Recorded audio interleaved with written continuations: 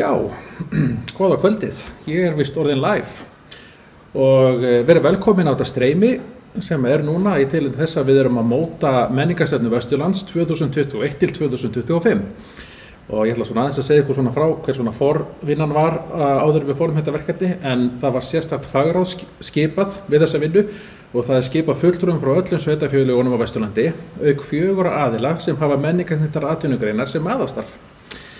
Þannig að það hefur skapast mjög góður hópur með breiða þekkingu á málefnum menningar og aðstæðum almennt á Vesturlandi og það eiginlega stórkostlegt að þetta sé komið hérna. Fagráðið ákvað á fundi sínum að endurskoða gömlu stefnuna og sem var samþykkt árið 2016 og skyldi vera unnin út frá Vesturlandi sem einni heild. Og í staðinn fyrir það að hugsa út frá svæðum þá myndu frekar hugsa út frá köflum gömlu stefnunar og hugsa svona frekar málefni. Þannig myndu kaflastefnunar vera teknir til endurskoðunar og pallborðsfundum þar sem öllum áhugasöfum sem að fylgjast með hérna í Facebook hérna í kvöld gefst tækifæri til að senda ábendingar, hugmyndir eða vangaveltur. Og í kvöld rýnum við í fyrsta kaflan sem menningaruppeldi. Stefna kaflans að menning og listir fléttist inn í skólastarf og daglegt líf íbúa á Vesturlandi. Í tengslum þennan kafla höfum við boðið til þáttöku öflugum aðilum sem tengjast þeim áherslum sem hér eru til umræðu. Og ég ætla að gefa boltan yfir á þær. Og nú ætla ég að kynna þær hérna til leiks. Fyrst kynni við Jónínu Ernu Arnardóttur. Hún skólastjóri tónlistarskólans á Akranesi og hefur viðtaka reynslu sem tónlistarmaður á Vesturlandi og stjórnandi listaskóla í landshlutanum. Það náttúrulega marknað. Svo það Anna Sigríður Guðbrandsdóttir, myndmyndakennari í grunnskólanum í Borgarnesi og hún hefur reynslu og þekkingu að miðla listkennslu til barna og unglinga. Því næst það Signý Óskarsdóttir, frumkvöðull og stofnandi ráðgjafi fyrirtækisins Creatrix sem sérhæfir sig í ráðgjöf til fyrirtækja og stofnana hvernig má auka skapandi áherslur í starfi, auk þess að aðstoða frumkvöðla eða láta drauma sína rætast. Signý hefur jafnframt reynslu á því að vinna sem stjórnandi á grunn- og framhalds- og háskólastigi. En síðast ekki síst það Eygló Bára Jónsdóttir sem kennari í grunnskóla Snæfellsbæjar. Eygló á jafnframt sæti í menningarnefnd Grundarfjarðarbæjar og situr fyrir hönd sveitarfélagsins í fagráði menningarstefnu Vesturlands eins og ég nefndi hérna áðan.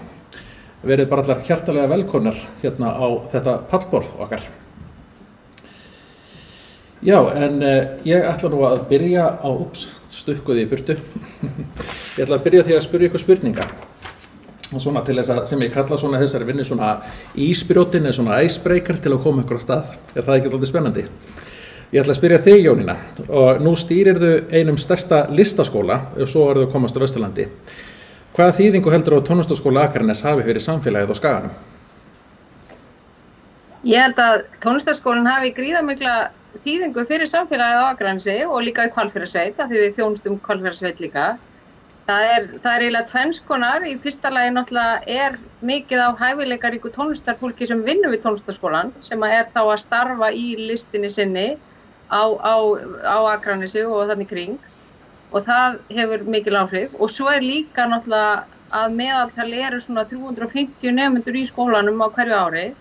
Og allur þessi fjöldi náttúrulega skila sér í bara á mörgum sviðum. Við erum líka svo heppin á Akranesi að það mjög öflugt tónmenntastarf í grunnskólanum og það styður tónlistarskólinn styður við það starf og það starf styður við tónlistarskólann.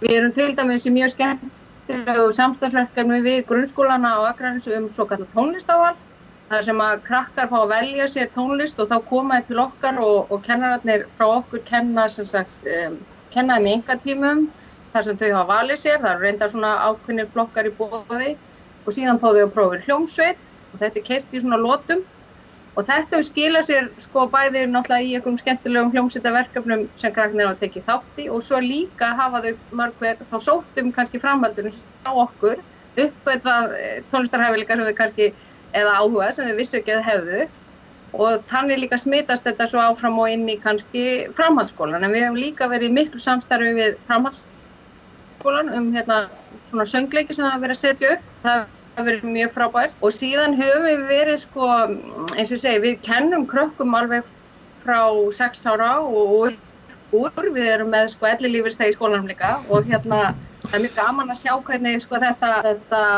svona smitar út í allt samfélagið. Ég meina ef eitthvað erum að vera á Skaganum þá erum við gjarnan auðvitað biðin að hafa eitthvað á takteinunum sem að við og tróðið upp og með flott atriði og og eins og ég segi, svo í COVID-ástandi þá einmitt verið svolítið svona áskorun með þetta að jú, við héldum jólatónleikan okkar á YouTube og sendum atriðin heim og síðan en við ákváðum að vera með svo kallað atriði mánaðarins og það er svolítið gaman, ég var að fletta í gegnum það fyrir þennan fund í kvöld og það er búin að vera nemendur sko á öllum aldri sem hafa tekið þátt í þessu atriði mánaðarins sem við setjum á heimasíðun okkar og alveg frá stelpu sko í öðrum bekk sem að spilar á ukulele og syngur og upp í einmitt eins og ég segi sko fullorðna nemendur í söngdeild sem að syngja og það er svona þessi mikla breidd líka sem ég held að smiti alveg rosalega flott inn í samfélagið á Akranesi. Algjörlega, það mér fannst þarna áhugavert að þú skulle nefna þetta samstarf sem er á milli sko grunnskólans og líka framhaldsskólans sko. Þannig að þetta er svona, og örugglega hefur þetta svona búið til einhverja góða tónlistamenn svona sem að við svona sjáum kannski á svona hinu víða sviði heimsins. Svo þessi skáldlegur. Já.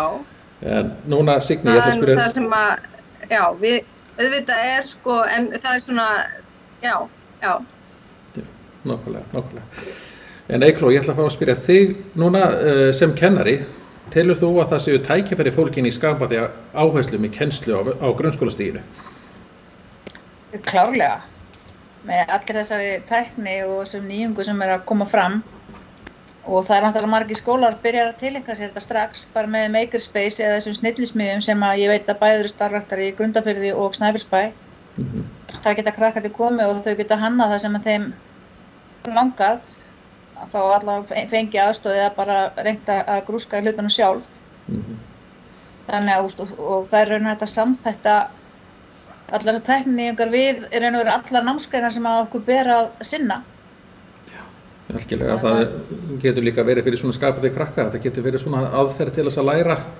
Ég ætla að segja þetta leiðinlega svona gæsalappa. Þú veist, ég er að tala um mig sem var svona alltaf skapandi krakki en það er ekkert leiðilegt að vera í ákveðnum greinum, skulum ekki fara lengur út í það. Nei, sem dæmi sko eins og í starffræði, þar eru með sperókúlu sem þau þurfa að forrita og þau geta forritað hana eftir ákveðna braut, mælt brautina og það er hægt að gera þetta á svo margan hátt. Já, algjörlega, það er nefnilega skapandi hugsun, hjálpar okkur ansi við það. Og þá ætlum ég kannski spyrja þig, Signý, af því að talandu það að útskrifast úr grunnskólanum og fara úr framhaldsskóla og háskólanum og þú hefur starfað með menntastofnunum, fyrirtækjum og einstaklingum í að efla skapandi hugsun. Er list og menning eitthvað sem við erum alltaf að læra og þurfum við kannski verið svona hálfgerð símenntun, svona bara út lífið og í daglegu starfi í skapandi hugsun? Já, takk Sigursteinn. Sko, já, ég ætla að tengja þetta mitt við störfin og ég held að við náttúrulega eins og hefur komið fram hérna, við erum að nota skapandi hugsun í öllu okkar daglega starfi og lífi líka. En við erum kannski ekki að skilgreina sem skapandi hugsun. Þú veist, það sem við erum að gera í vinnunni og það sem við erum að gera utan vinnu. Og bara það að leysa mál á vinnustað, það krefst oft mikillar skapandi hugsunar og breytingar í stofnunum og fyrirtækjum byggir meðal annars á skapandi hugsun og virkni. Og þannig að skapandi hugsun gagnast allstaðar eins og þú kom sjálfur inn á áðan í listsköpun, í vísindastarfi, alls konar skipulagningu, samskiptum og áfram að telja. Og það eru margir sem segjast ekkert vera skapandi en ég trúi því að allir geti verið skapandi og það verða kannski ekki allir tónskáld eða rithöfundar en það geta allir orðið skapandi á einn eða annan hátt. Ef þeir fá tækifæri til þess að þjálfa sig í að hugsa sjálfstætt og greinandi og svona efla sinn eigin kjark til þess að skapa eitthvað í sínum anda. Og þá er einmitt svona snillismiður eins og Eygló kom inn á alveg tilvalið æfingabúðir fyrir til þess að æfa sig í skapandi hugsun og finna nýjar lausnir. En af því þú spurðir sko hvort að við værum alltaf að tileinka okkur list og menningu í daglegu störfum. Þá myndi ég alveg vilja segja já, við erum alltaf að læra og tileinka okkur listar og menningu í daglegu starfi, en ég held að það sé því miður ekki alveg þannig. Og sko list eitt og menning annað, þó að hvorugt geti án hins verið í sjálfu sér, og skapandi greinar eru að mínum að þetta bara svona hlutmengi í menningu og list þá hluti af menningunni en líka skapandi greinum, og skapandi greinar svo aftur hlutir af atvinnulífinu, þetta hræðist allt svona saman. Og það væri bara gaman að við værum í daglegu starfi að gera menningu og listum herra undir höfði.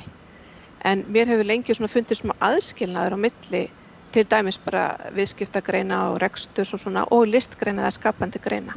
Og þessi aðskilnaður hægt og rólega bara að verða úreldur. Það alltaf fleiri og fleiri átt að sjá því að aðferðafræði listsköpunar eða skapandi greina á heima svo víða.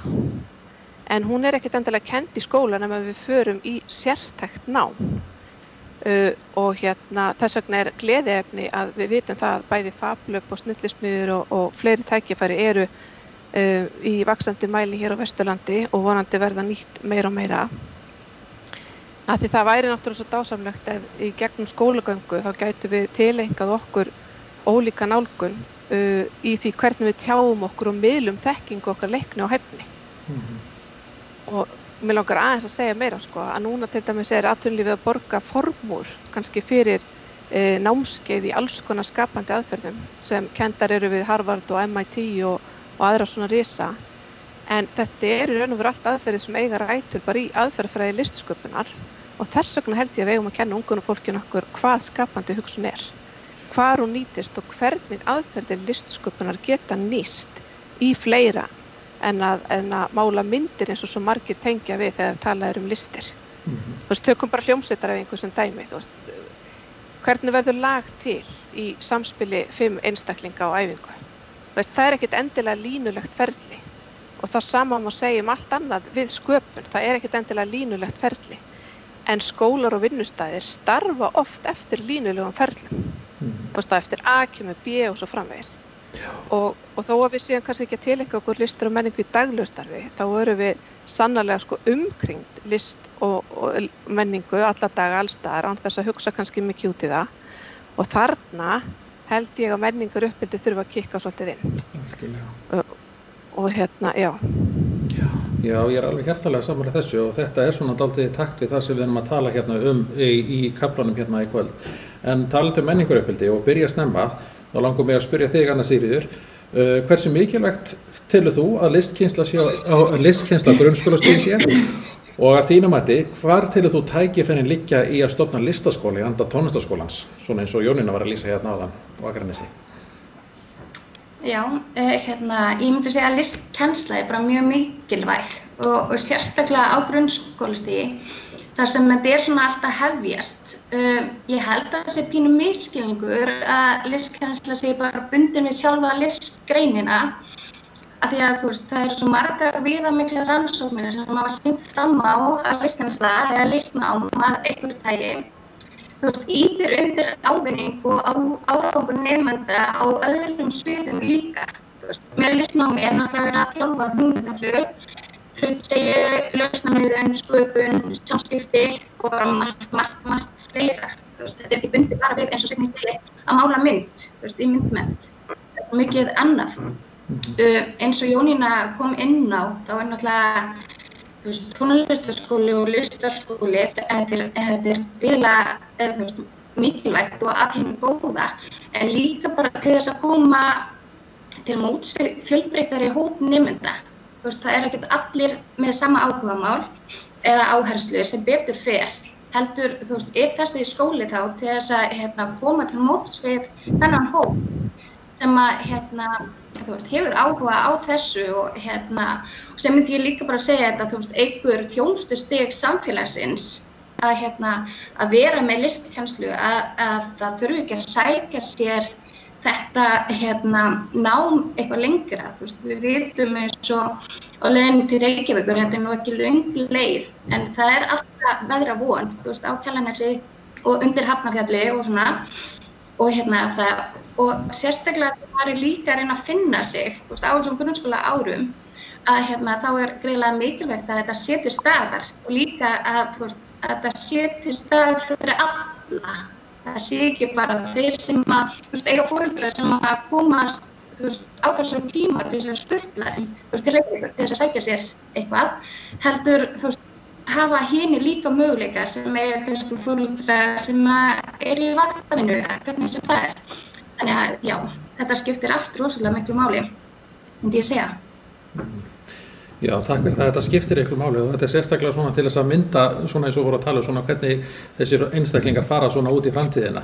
En við byggjumst velvirðingar á því, það er svona einhverjar hljóðtruflanir hjá okkur en það er nú alltaf komast til skila hjá öllum en við höldum bara ótröð áfram en núna ætlum við kannski aðeins að fara og rýna í kaflan menningarstefnunar sem eru menningaruppeldi og ég ætla að gera svona heiðarlega tilraun með því að deila skjánum og þið ættuð að sjá ef mér skjáttlast, nei, býtum við.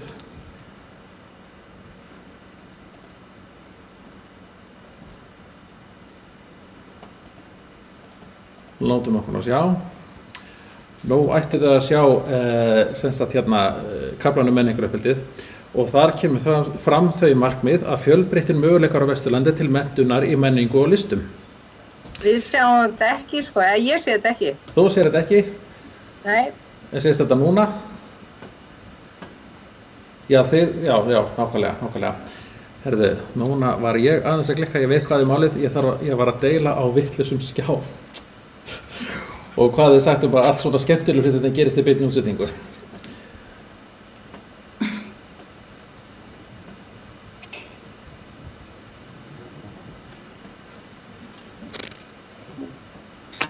Sjáum við þetta núna?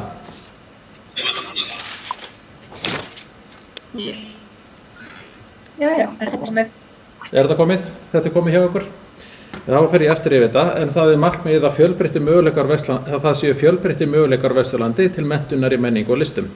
Og það er líka sett fram aðgerðir að listkennsla verði efld á öllum skólastigum. Það verði gert átak til listsköpunar í vinnuskólum, listasmiður fyrir einstaklinga með fatlanir og sérþarfir, endurmenntun á sviði menningar og lista og úttekt á stofnun lýðháskóla á Vesturlandi meðal annars með áherslum á kennslu í menningu og listum og úttektar á möguleikum í tónlistarskóla til að taka inn aðra listgreinar.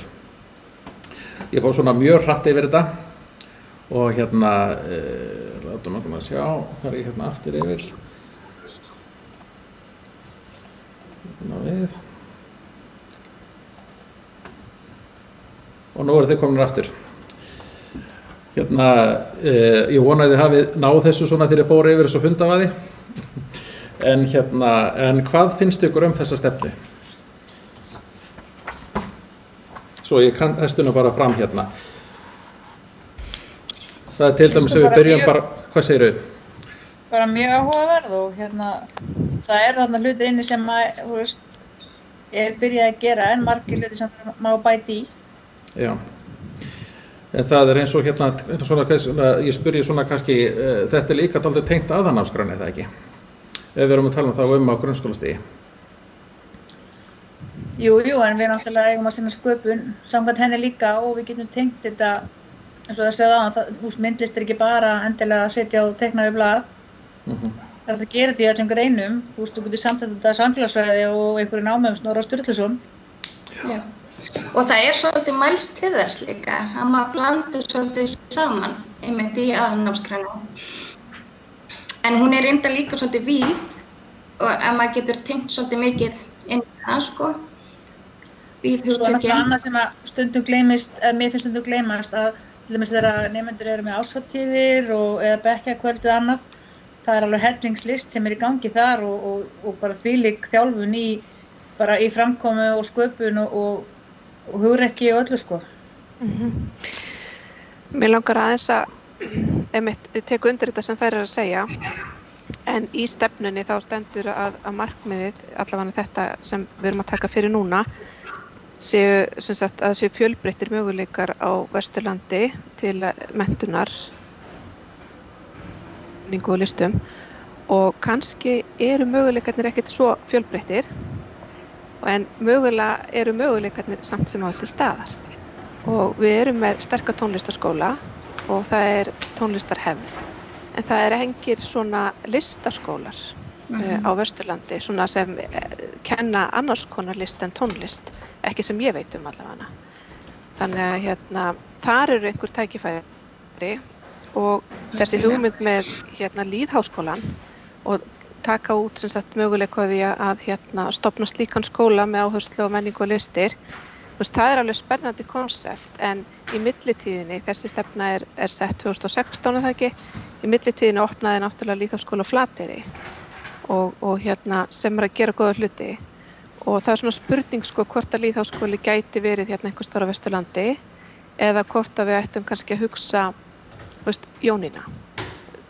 Væri hægt að stækka þinn skóla og setja inn fleiri listgreinar þar?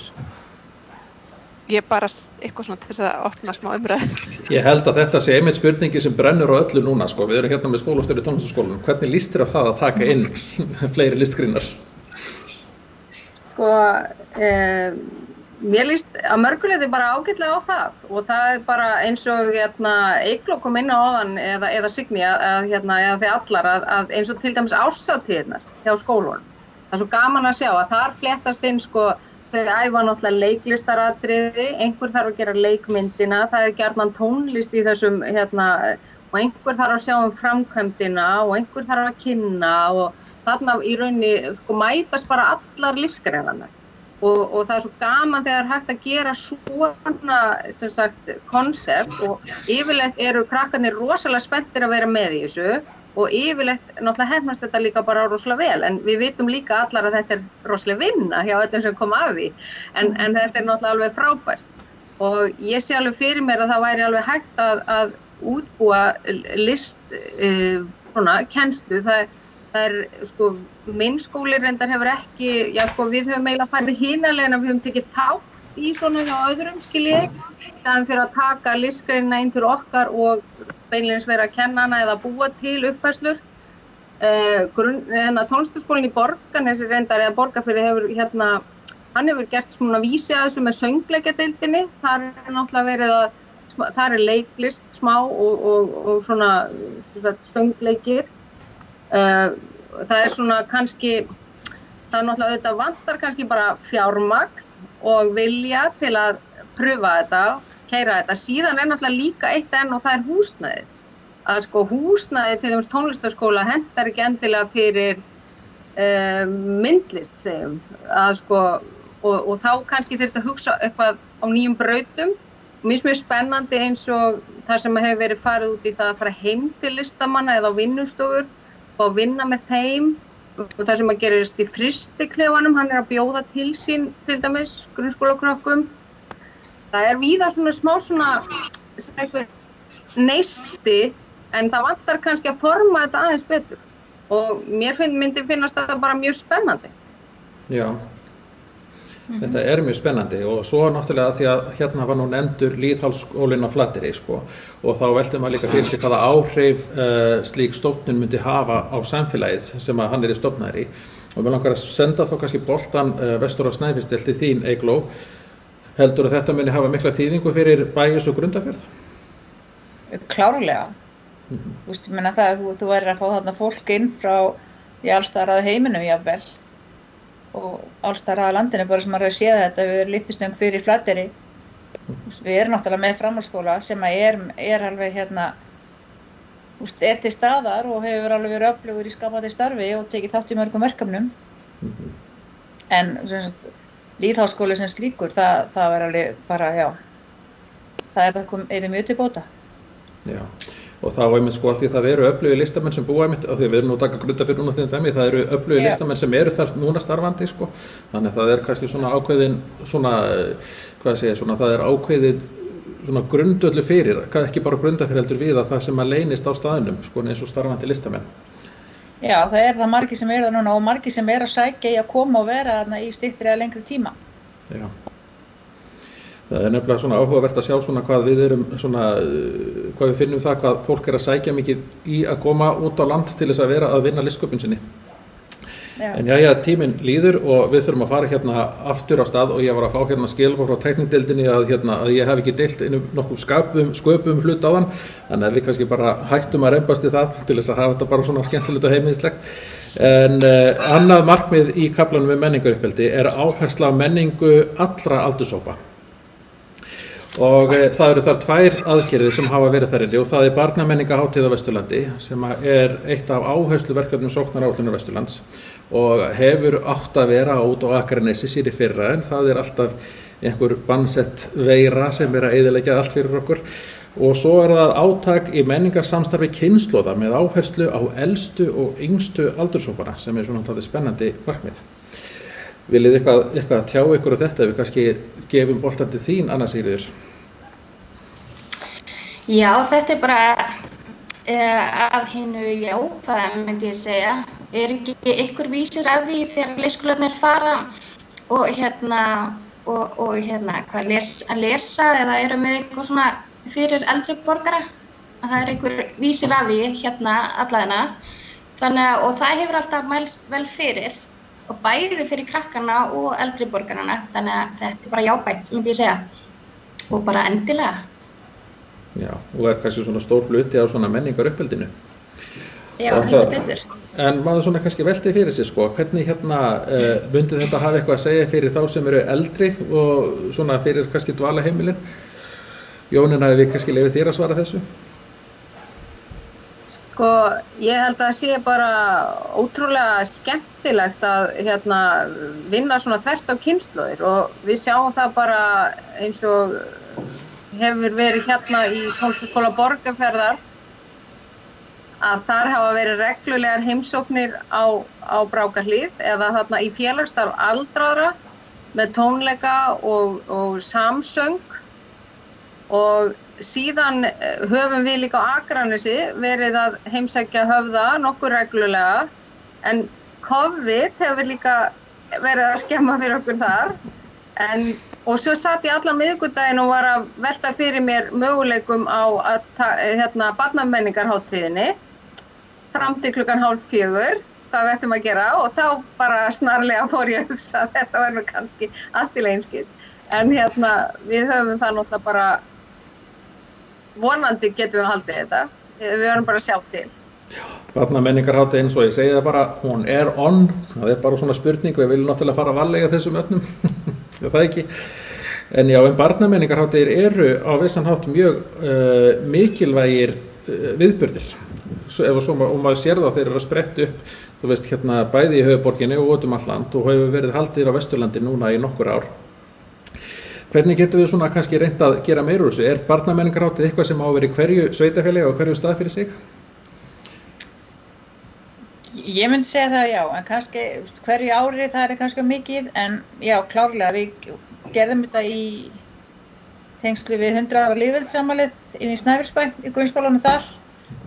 Þá tókum við svona míní menningarhátíð barnanna. Það tókst rosalega vel, en eins og ég segi, það sé bara málshátíð það gríðarleg vinna á bakvið þetta. Þannig að, já, en ég held að allir ætti að gera þetta og þá kannski bara skipta á milli kannski sveitafélagana, þú veist, á milli árana. Já, nákvæmlega. Og það svona kannski, svo náttúrulega við ekki gleyma, þú veist, þættir svona atvinnusköpuninni sem á bakvið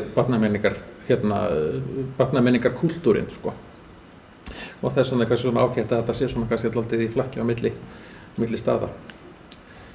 Sigursteinn, má ég aðeins koma hérna inn?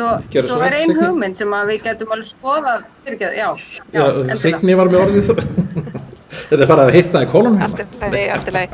Ég bara horfa á markmiðin nefnilega, vegna þess að þetta stefna og það ákveðin markmið í stefnunni og svo eru svona hugmyndir aðgerðir og þessar aðgerðir hafa verið til staðar og það verið að tala áherslu á menningu allra aldurshópa.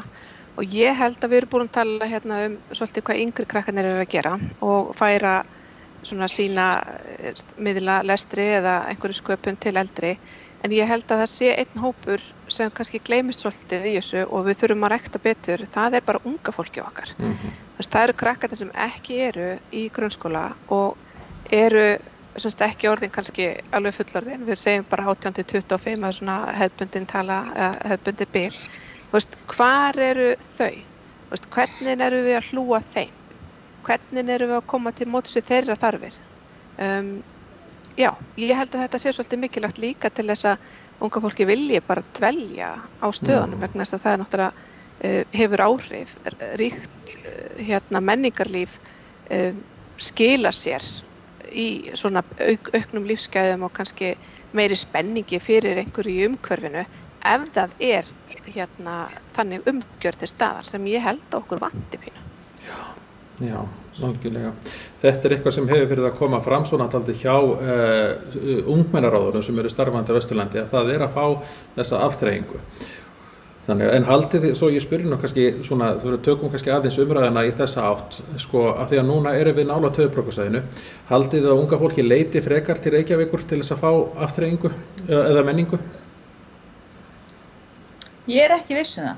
Nei. Því að mér svo líka annað, en þessi kannski alltaf hlutina menningu, þú þarft að byggja upp menninguna, en oft þegar boðið upp á viðburði fyrir þann aldurshóp, þá mætingin ekkert rosalega góð, því miður. En eins og segi, þetta kannski hluta uppeldinu, maður þarf kannski að gera þetta nokkuð sinnum og gefa þeim tækifæri til þess að koma. En svo annað sem datt í sambandi við þetta, að því nú það eru leikfélög, allavega Snæfellsnesi, eru allavega 3 leikfélög. Þetta gera meiri innspýtingu í því að lífga þau við, getur þessi hópur komið þar inn? Já. Ég held nefnilega sé mjög mikilvægt þegar við erum að tala menningar uppeldi að við séum að virka til þáttöku, að við séum ekki bara að taka á móti menningu, skiljum við, eða við séum líka þáttakundur, það þarf að vera á báða vegu. Já. Það rétt, þannig að það kannski spurning að áhersla á menningu allra aldurshópa og svona hluti að kannski yfir stefnunni sé það að kenna fólki á að njóta menningarinnar. Og þetta kannski svona dálítið í takt við það sem við erum að koma með ábendingu sem kemur í spjallklukkan til okkar, að það talað um það sem komið mikil menningarþurrð í samfélagið eftir síðasta ár og það mikilvægt að við séum tilbúin til þess að fullnægja þeirri þörf þegar líður á vorið á sumarið og maður sér bara fyrir svona beljurnar sem verið að hleypa út á fjósunum á sumrin og það kannski viðeigandi eftir því að það Þórgrímur Epstum sem kemur með þetta komment. En Jónína, þú ert búin að biðja orðið.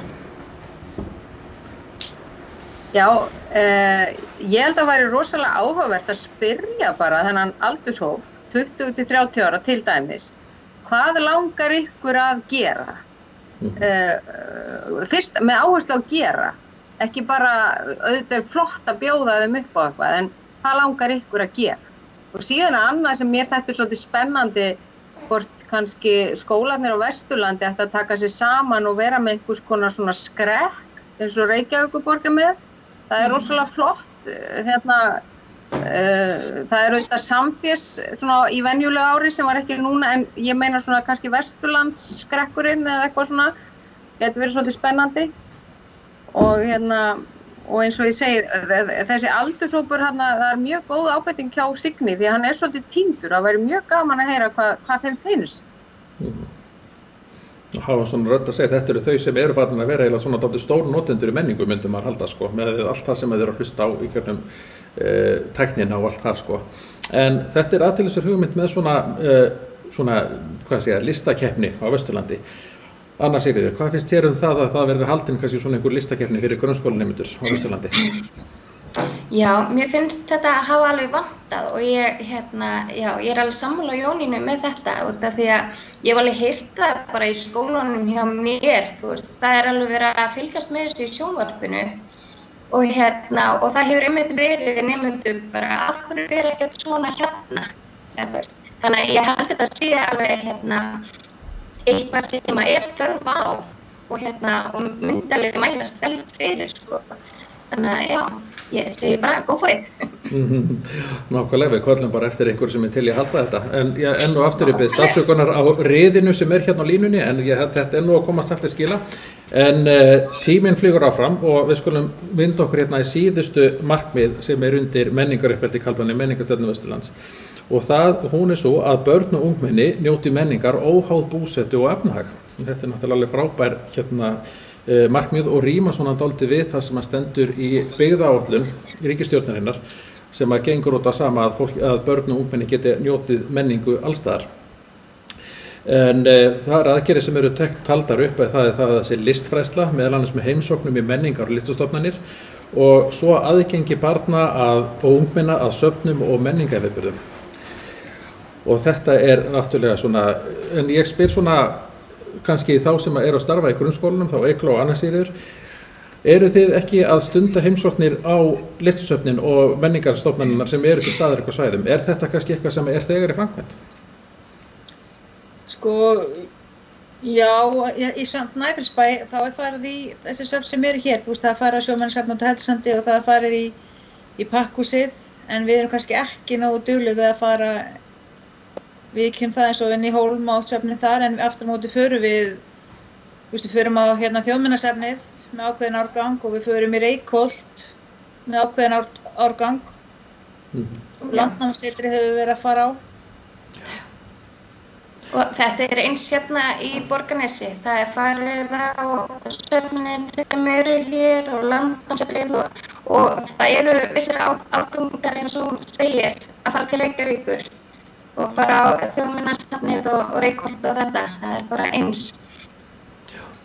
Já, einmitt. En svo er það líka, þú veist, hérna, svo veltum maður kannski fyrir sér, eru líka hérna tækifæri til þess að heimsækja listamenn sem eru kannski á svæðinu. Er það kannski eitthvað sem hægt er að gera?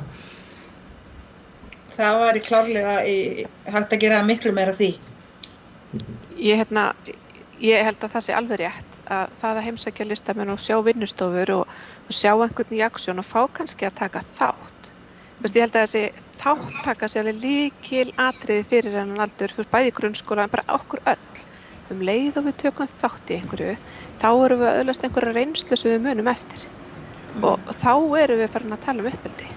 Af því það breytir einhverju inn í okkur og viðhorfum og öðru sem hefur áhrif áfram. Þannig að ég held að þurfum kannski að horfa svolítið dýpra heldur en að fara bara inn á söfn og njóta þess sem er þar, fræðast sögu gripana og eitthvað svona og horfa meira á hvernig getum við gert þau að þáttakendum. Fattu hvað ég er að fara? Einmitt. Til þess að það verði til einhver svona mentandi reynsla. Já, það er líka komið hérna mjög áhugavert hérna í komentarkerfinu að það er líka hægt að snúa þessu við að listamenn heimsæki skólana. Er það ekki líka eitthvað sem að geti verið svona eitthvað sem að hægt er að vinna með líka?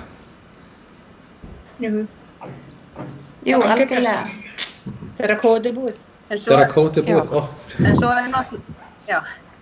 En svo er líka margt, sko, það snýst svo líka oft peninga. Það kostar að fara til Reykjavíkur með alla krakkana í rútu og það er náttúrulega kannski einfalt að skera það niður. Það kostar að fara í Þjóðleikhúsið og ég hef nú svolítið saknað þess hvað mér finnst Þjóðleikhúsið og Sinfóníuhljómsveitin mætti alveg vera duglegri að fara út á land, sem sagt bara út á Vesturland. Að þarf ekki að vera kannski með alla hljómsveitin eða heilt leikhús, eitthvað svona smotteri og inn í grunnskólana til dæmis.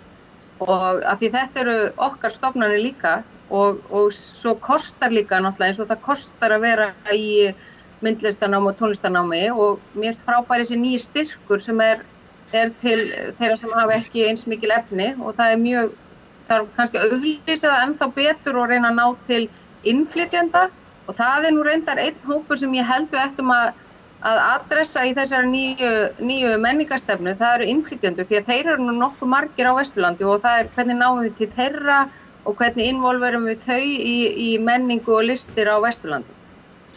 Þetta finnst mér alveg frábært komment, Jónína, sko. Þannig að þetta er kannski eitthvað sem við getum kannski núna svona verið með allavega bak við eyrað. En svo ef við kannski yfirfærum að því þú nefndir innflytjendurnar og þá sem eru nýjir á Vesturlandi og hérna kom áðan hugmyndu það að komið listamenn inn í skólana, er kannski ættu skólarnir kannski að koma meira með fjölmenningu inn í skólana, menningu landana sem nemyndið er að búa við. Er það kannski eitthvað sem við erum tækifæri til að gera? Sko að vissu hluta er verið að gera þetta. Þú veist, það hafa verið fjölmenningadagar eða þú veist, fólkbeðnir og krakkabeðnir að koma með hluti heimanafrásinu sem þeir eru að útskýra og ég held að en jú, eflaust getum við gert betur en einhver hluta erum við að gera þetta. Já, við erum kannski þá tækifæri til þess að reyna að efla þetta með því að bæta í menningarstefnuna? Já. Ég held líka ef það á að vinna svona með grunnskólum, þá þarf að vinna svolítið þétt með þeim. Að setja eitthvað svona í stefnu, eitthvað sem svona aðgerðir sem grunnskólar eiga að taka þátt í, það þarf að vinna það vel með grunnskólanum. Því að oft eru grunnskólarnir bara að drukkna í alls konar verkefnum sem berast inn á borð og það þarf að velja og hafna og hérna það þarf líka að kenna það sem stendur í aðalnámskránni og í aðalnámskránni stendur allt þetta sem við erum að tala þú veist. Þannig að, en skiljið hvað ég er að fara, það þarf að vera svolítið hérna, það svolítið mikið af verkefnum sem verða til fyrir utan grunnskólana sem svo ætlast til þess að þeir taki svo bara inn. Og hérna það þarf að vera meira samstarf þarna á milli. Ég vildi koma því á framfæri. Svo vil ég segja að þú veist, þjóðleikur er verkefni sem þjóðleikhúsið hefur verið með í mörg ár og hérna grunnskólar og framhaldsskólar hafa hérna tekið þátt í því. Það er sem snýst leiklist og setja upp leikrit.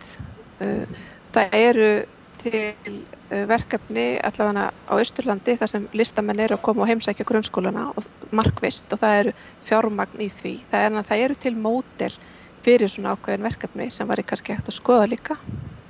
Já, þetta er alveg rétt og það er gott óskildi nefnda þjóðleik og það er ekki bara sko leikhóparnir í grunn- og framhaldsskólunum sem eiga að taka þátt í þessu heldur það rauninni bara áhuga leikhópar sem eru með börn í fararbroddi sko. Þannig og það er hérna, og ég kalla bara eftir leikhópum sem vilja taka þátt í þessu verkefni.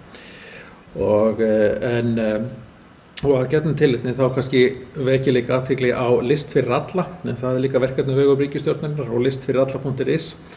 Hérna er með svona framboð að listviðburðum. En þetta er alltaf búið að vera frábæri umræði sem búið hérna í gangi. En nú ætlum við svona aðeins að breyta gír hjá okkur. Af því að tíminn flýgur frá okkur. Og núna ætlum við að kíkja. Ég ætla að biðja alla sem eru að fylgjast með og ég ætla að vona að þetta gangi upp með mér að ef þið eru með sjálfsímana fyrir framan ykkur að fara inn á vefslóðina menti.com. Það er menti.com. Og svo ætla ég að segja að þegar við erum búin í þessu leik þá ætla ég að taka svona lokorðin með ykkur kæra Hallborð og biðja ykkur kannski setja mute svona í leiðinni. Já.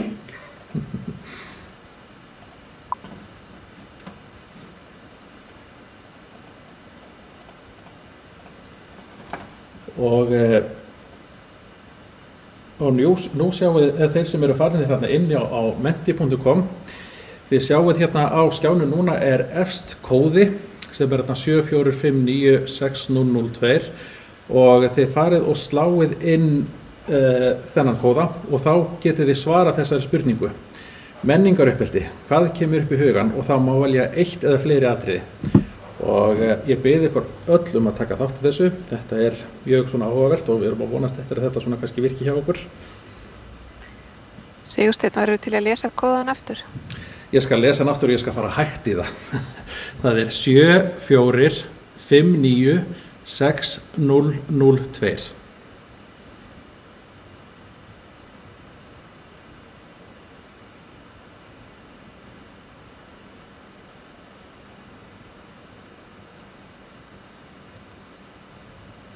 Og ég nefni það að það má nefna eitt eða fleiri dæmi sem að kemur upp í hugan. Og svo er bara hérna ítt hérna neðst niðri þá er ítt á submit og þá á að koma svona skemmtilegt orðaský á skjáin ef allt gengur upp.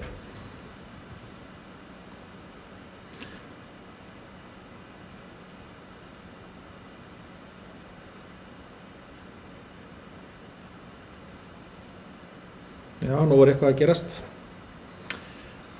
Og í rauninni leikurinn er bara þannig að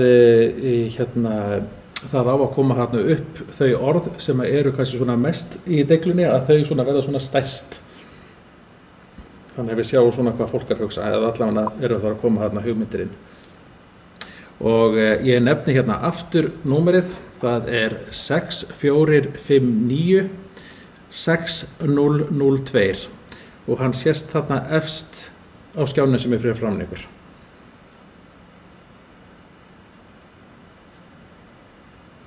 Það er að koma hérna alls konar orð.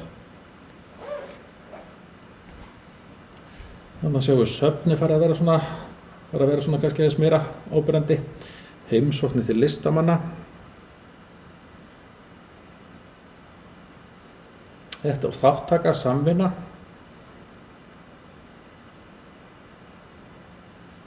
og þarna nú aldeilis tækifæri fyrir ykkur til þess að vera hérna, til að vera bara skapandi og þá má senda inn eins mörg orð eins og hægt en þarna erum við farin að sjá það er svona að koma svona dálítið mynd á þetta hérna ský okkar og þarna sjáum við þetta þáttaka, samvinna, heimsókn til listamanna, söfn, sköpun að koma svona inn og það svona það sem að koma svona sterk inn.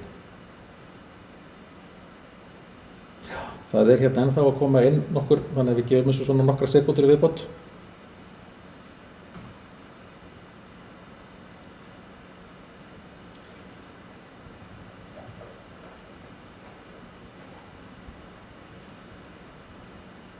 Já,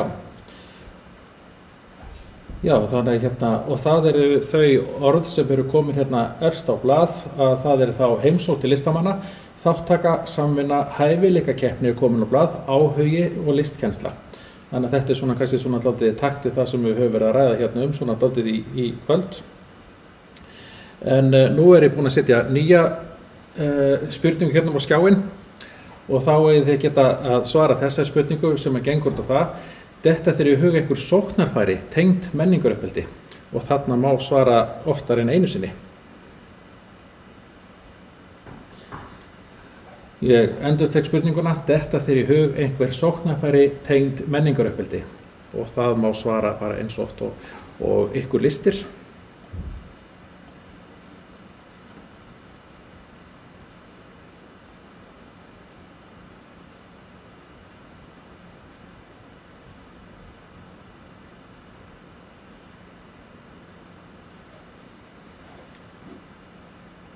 Og það hérna farin að koma hérna nokkur atriði hérna upp á. Vinna með ungu fólki í 18-30 ára. Það er kannski verið að ræða þar að þar getur verið kannski svona sóknarfæri í atvinnusköpun með þessum hóp. Heimsókn til listamann og leikskóla.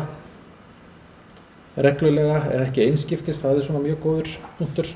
Barnamenningarhátíð. Samstarf menningarhátíð á skóla og það er mjög athyglisvert. Það eru mjög svona öflugar og merkilegar hátíðir, listhátíðir sem eru á Vesturlandi núna þessar mundir. Hérna kemur hæfileikakeppnir, viðburðir sem fjölskyldur geta sótt saman, það er líka mjög góður punktur. Menningarsmiðir fyrir ungmenni komi hér. Samstarf á Vesturlandi, það er mjög góður punktur. Skapandi skrif.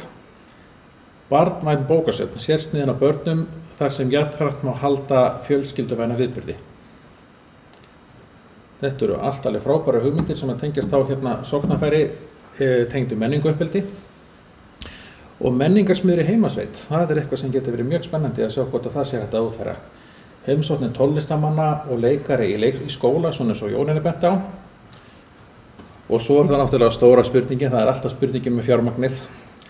Ekki alltaf meira fjármagn, ekki alltaf afgangs þegar allt hitt er komið með peninga og það er svona dálítið góður punktur. Og aldraðir og ungir nema hvor á öðrum. Og þetta eru aldeilis frábærar hugmyndir sem eru komnar hérna á blað og núna förum við út í hérna síðustu spurninguna. Þannig að ég vona að það séu allir búnir að ná að svara þarna.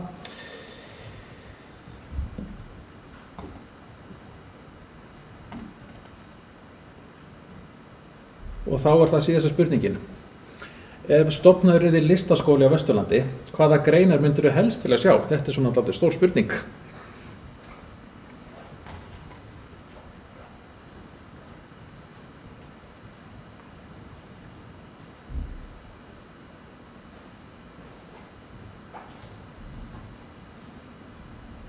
Og þarna kemur fyrsta svarið, það er hönnun.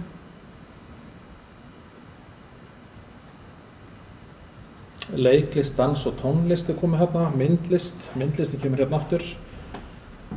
Tónleik, leiklist, myndlist og dans, það er svona, það eru sviðslistirnar, það er allir þessi ekki Kári við þessi fristiklegun sem hefur haft þessi áhrif.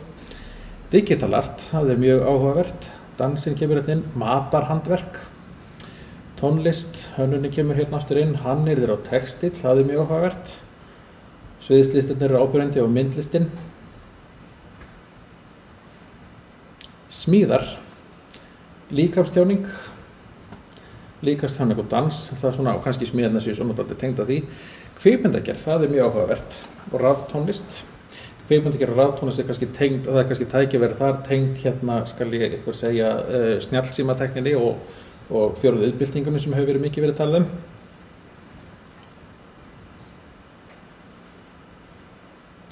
Nú gefa þessu 10 sekúndur viðbót og myndlist, tónlist, hönnun, dans, svona það sem er komið hérna. Það svona sviðslistirnir eru svona svolítið áberandi hérna og það kannski, þú veist, ég anda þess að sjá viðburði svona skrekk. En já, þetta aldeilis frábært og ég ætla að kalla núna hérna bara aftur, við þökkum öllu sem tóku þátt og ég ætla nú bara að kalla hérna aftur að pallborðinu hérna okkar frábæra pallborðskonur sem vita allt menningauppeldi. Og ég ætla svona að fá frá ykkur svona viðbrögð við þessu nýjustu tölum.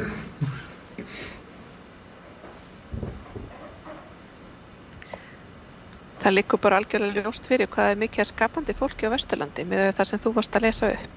Já. Og ég held að við verðum bara ekkert í vandræðum að gera þetta. Já. Það kannski bara spurning af, menningaruppeldi. Bretta upp ermar og þannig að hefjast handa. Já, það bara bullandi mannauður á Vesturlandi og við eigum að nýta okkur það. Já, ég gæti ekki verið meira sammála. Eygló, vilt þú bæta við þetta? Nei, mér finnst þetta bara alveg frábært. Ég held að sé bara framtíðinni björt að allir halda áfram hugsa svona. Já, það er alveg rétt og það er mikill mannauður í einmitt ungmennunum sem eru að vaxa og græsi og þeirra skapandi hugsun. Svo að koma hérna í kommenti, það verið að minna á bókmyndirnar og það kannski áhugavert að þegar við búum svona í bókmyndalandshluta. En Jónína, eitthvað sem að þú vilt bæta við þetta? Já, mér finnst þetta bara frábært og einmitt ekki gleyma ritlistinni, það var góður punktur.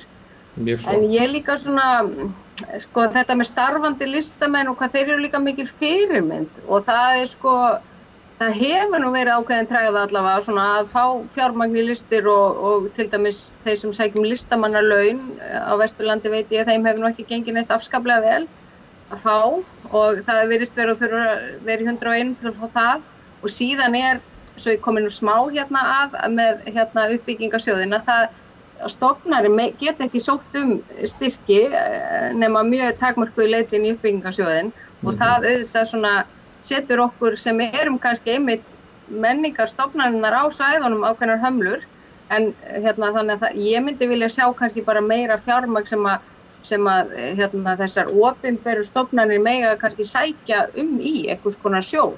Það væri mjög gaman. Já, það væri mjög athyglisvert þess að þið hafið ákveðið svona áhöld til að koma verkefnum í framkvæmd þannig að þetta er svona ákveðin þetta eru góð skilaboð sem sendir hérna fram. En Anna Sigríður? Já, þú veist, mér finnst þetta bara, þú veist, geggjað að fá þetta svona inn út af því að það er greinilega pínu þörf á þessu út af því að fyrsta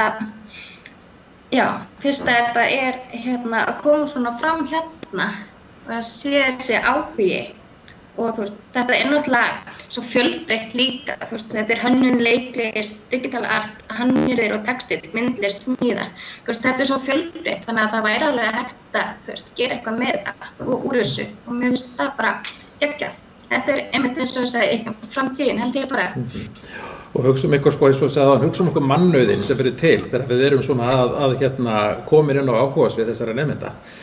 En já, en þetta algjörlega og ég held að séu líka fleiri þú veist, sem að þú veist, eru bara búsettir sem að þú veist, það vita kannski ekki allir að þú veist, að einmitt að ná þessu fólki svolítið inn á þessa línu, þú veist. Einmitt, ég hef alveg farið með hóp, þú veist, út í eyju til Sigþóru Óðins og krakkarnir sem ég fór með, þetta var geggjað og líka bara einmitt, þú veist, þetta er öðruvísi sýn að fá að heimsækja listamann og fá að spreyta sig svolítið á, þú veist, ef ég að kenna myndmennt í skólunum, að þetta er svona öðruvísi, þú veist, þú fær svona aðra sýn á þetta og það er líka svo gaman að fá þessa fjölbreytni inn, þannig að ég mæli með því. Það er skemmtilegt að skuli segja þetta því að það var akkurat þegar að segja þetta og kom skilaboð frá Sigþóru og ég ætla bara, þetta eru mjög góð skilaboð sem að ég ætla bara að fá að taka mig bestaleyfi og lesa þetta upp En hún segir að það má líka skoða vel samtíman, tæknina sem hann veitir og einnig skoða það sem koma skal á næstu árum. Til að mynda töluleikjafyrirtæki eru farin að fara inn í háskóla hérlendis og þróa með þeim námt sem þjálfar upp einstakleika inn í þennan geira sem að fer ört stækkandi. Þetta er rosalega góða punktur. Þannig að þarna erum við að tala töluleikjaiðnaðinn sem er bara byggður eiginlega á skapandi starfsfólki og er að velta milljörðum. Kannski erum við að hugsa að er bara gríðleg tækifæri fyrir okkur í atvinnuuppbyggingu. En já, nú að Teams að minna okkur á það að við eigum 5 mínútur eftir og ég ætla svona kannski að gefa ykkur tækifæri að fara hringinn. Og byrjum bara á þér, Signý. Vilt þú segja einhver lokaorð í umræðunni í kvöld? Ekkert mikið, ég bara þakka kærlega fyrir mig og ég tek undir með Sigþóru vegna þess að þetta er digital art og allt sem tilheyrir leikjaiðnaðinum er mjög vaxandi og ég held að það væri alveg pottið eitthvað sem við ættum að skoða. Og svo bara takk fyrir mig, þetta er búið að vera mjög gaman. Eygló, ef við gefum boltan vestur í Grundarfjörð. Ég vil bara taka undir það sem var sagt og með þess að digital art að til dæmis nemendum finnst mjög gaman í forritins og stop motion og annað, alveg nemendum bara niður í fyrsta bekk þannig að þau eru snemma að byrja á þessu og við þurfum bara að vera duglegri og nýta þetta meira. Já, og alveg hreint ótrúlegt að sjá hvað þau eru klár, ung sko, það held ég sé líka mjög svona viðkomandi til upphugsunar. Jónína? Já, ég ætlaði einmitt að segja að bæta við þannig að við þyrftum að hafa svona kvikmynda eða eins og þið voru að segja tölvuleikja einhvers konar gerð í þessu með þarna í þessu dæmi því að það er svolítið svona framtíðin og það hefur sýnt sig núna í COVID að þetta er bara náttúrulega það sem allir skólar eru að gera, það er að gera kvikmyndir eða YouTube-vídeó og setja inn sko, þetta er náttúrulega bara skiptir öllu máli og ég sé í skólanum hjá mér það er mikil áhuga á krökkum að komast í að læra upptökutækni og sem að þau geta búið til sína eigin tónlist við einhverjar myndir eða eitthvað sem þau eru að gera. Og það er mikið til í því og annars Sigríður.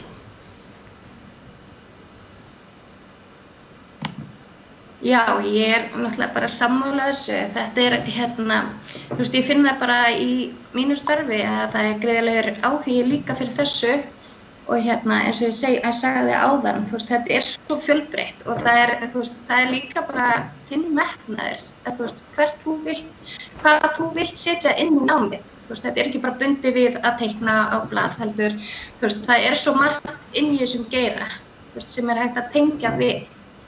Þannig að ég vil líka bara þakka fyrir mig, þetta er bara búið að vera geggjað. Já, takk fyrir það. Og með þessu þá ætla ég bara að þakka ykkur kærlega fyrir þáttökunni í kvöld. Signý, Eygló, Jónína og Anna Sigríður fyrir að taka þátt í þessari umræðu menningaruppeldi. Og ég vil líka þakka öllum sem að settu komment inn á Facebook síðuna og það er mjög margt áhugavert sem er búið að koma það fram. Ég ætla að minna á að klukkan 8 annað kvöld á sömu rás þá verður fallað kaflan listir og ég er alveg viss það að það verður nú ekki komið að tómum kófuna þar. En mér langar til þess að klára þetta bara með því að segja það sem að Þorgrímur Einar á Erpsstöðum í Dölum segir og það er það við að vera opin og grípa tíðarandan. En þá þakka ég bara fyrir og verið sæl og blessuð.